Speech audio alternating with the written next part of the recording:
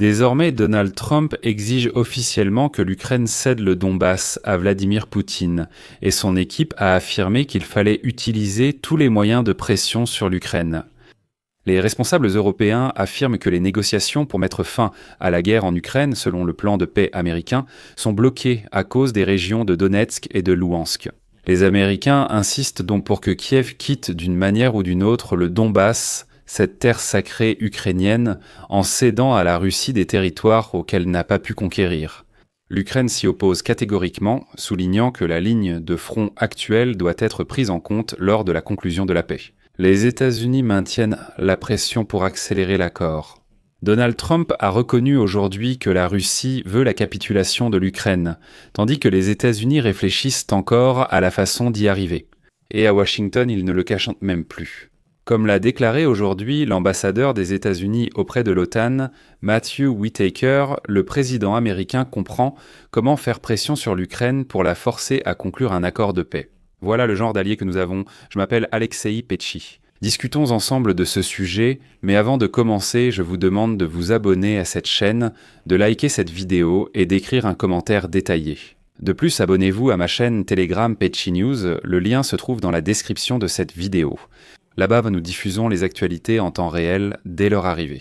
Si vous souhaitez soutenir le travail de cette chaîne YouTube, vous pouvez le faire en faisant un don via les liens et les coordonnées dans la description de cette vidéo. Des sources de Politico affirment que l'équipe de Donald Trump exige que l'Ukraine abandonne à la Russie certaines zones de Donetsk et Louhansk, que Poutine n'a pu prendre militairement. De plus, les États-Unis ont admis ouvertement qu'ils ne réfléchissent pas à la manière de forcer la Russie à faire la paix, mais à la manière de pousser l'Ukraine à céder aux Russes des terres ukrainiennes. Il propose différentes conditions, différents motifs, et ainsi de suite, mais tout tourne autour de la question de savoir comment forcer l'Ukraine à céder ses territoires. Les dernières négociations portaient entre autres sur Steven Witkoff et Jared Kushner, tentant de convaincre les Ukrainiens d'accepter la capitulation. Selon les données du journal Politico, actuellement, les forces armées ukrainiennes contrôlent environ 30% du Donbass, y compris Kramatorsk et Slaviansk, où vivent plus de 100 000 personnes. À Kiev, il a été déclaré à plusieurs reprises que les concessions territoriales sont contraires à la Constitution et que la Russie, si elle obtient toute la région, l'utilisera comme tremplin pour de nouvelles conquêtes. Le président ukrainien Volodymyr Zelensky a confirmé le 8 décembre la participation.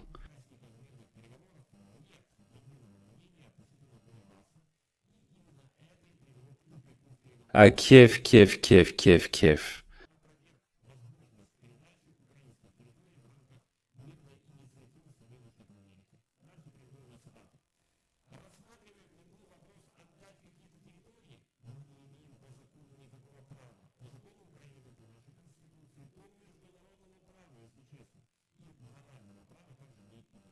La Russie exige que nous cédions des territoires, mais nous refusons. C'est pourquoi nous nous battons.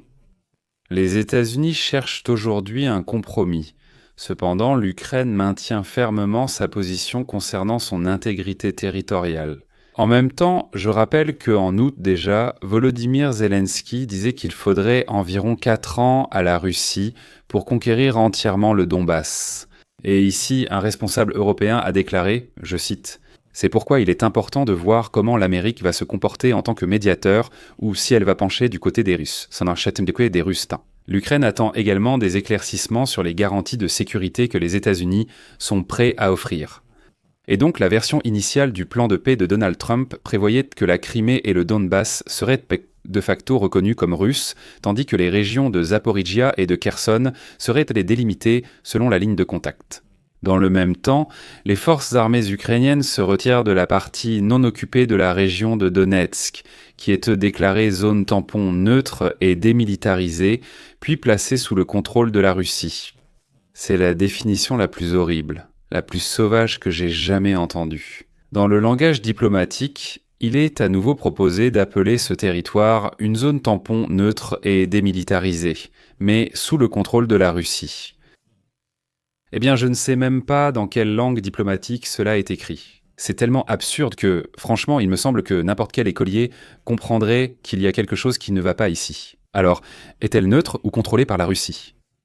Des négociations ont eu lieu à Genève entre les États-Unis et l'Ukraine, où Kiev a refusé les concessions territoriales. Le plan a ensuite été adapté et soumis à la Russie. Mais cela n'a pas satisfait Vladimir Poutine, qui a aussi exigé la reconnaissance internationale des territoires occupés, en plus du Donbass. L'assistant de Poutine, Yuri Utchakov, a déclaré que le document suscitait d'importantes objections. Il a souligné que certaines questions concernant l'Ukraine exigent des Américains des changements radicaux dans leurs documents. Le 4 décembre, Poutine a déclaré que la Russie obtiendrait de toute façon le Donbass. Auparavant, il avait exigé de Kiev de retirer ses troupes de la région, soulignant que sans cela, mais plus le temps passe, plus Poutine formule d'exigences. Il existe déjà une exigence pour que le monde reconnaisse ces territoires comme russes. Céder le Donbass à la Russie, qu'elle n'a jamais entièrement conquis, ni durant des décennies d'occupation, ni depuis l'invasion de 2022, diviserait la société ukrainienne pour qui ce scénario est inacceptable. Et vous savez quoi ? Voici encore une autre tactique hybride du Kremlin. Vladimir Poutine le comprend parfaitement et c'est pourquoi il continue de promouvoir cette idée afin de saper l'unité intérieure en Ukraine. Autrement dit, imposer l'idée que, soi-disant, qu'il donne, et ensuite l'Ukraine se disputera tellement à l'intérieur, les Ukrainiens se disputeront tellement entre eux que la situation pourrait devenir critique. Aujourd'hui, Volodymyr Zelensky a précisé que pour l'Ukraine, les points les plus sensibles des négociations de paix avec les États-Unis sont le Donbass, l'argent, les garanties de sécurité et la centrale nucléaire de Zaporizhzhia. Mais Donald Trump est convaincu qu'il suffit simplement de donner aux Russes tout ce qu'ils demandent et de ne présenter aucune revendication à Vladimir Poutine. Enfin, je citerai l'ambassadeur américain à l'OTAN, Matthew Whitaker, qui a affirmé que l'équipe de Donald Trump sait faire pression sur l'Ukraine pour un accord de paix. Whitaker a affirmé que les États-Unis poursuivent leurs efforts et envoient à la table des négociations le représentant spécial Steve Witkoff et Jared Kushner pour aider à élaborer un accord complexe à plusieurs niveaux. Whitaker a souligné qu'il y avait eu de bonnes nouvelles ce week-end, dans le contexte des négociations.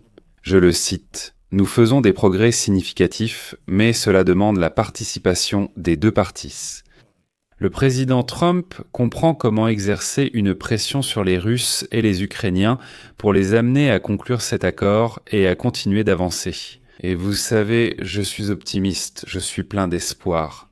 Eh bien, Whitaker a également averti qu'il pourrait arriver un moment où Trump décidera qu'il est impossible de parvenir à un accord. Et alors Trump, vous savez ce qu'il fera, il quittera ces négociations, il abandonnera et dira « Eh bien, rien n'a fonctionné.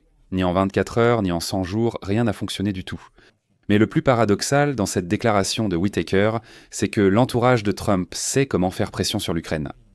Je le répète donc, l'Ukraine est censée la victime de cette guerre en disant que la Russie est un agresseur fou et sanguinaire qui a attaqué son voisin sans aucune justification. Ce sont des sauvages incultes qui criaient au nazisme ou à autre chose. En Ukraine, ils ont envahi notre pays, ils bombardent devant les villes ukrainiennes, ils volent au bocage dans tout ce qu'ils voient, c'est tout simplement ridicule. Souvenez-vous, en 2022, comme nous rions en les voyant voler toilettes et micro-ondes. Ces sauvages ont envahi un autre pays.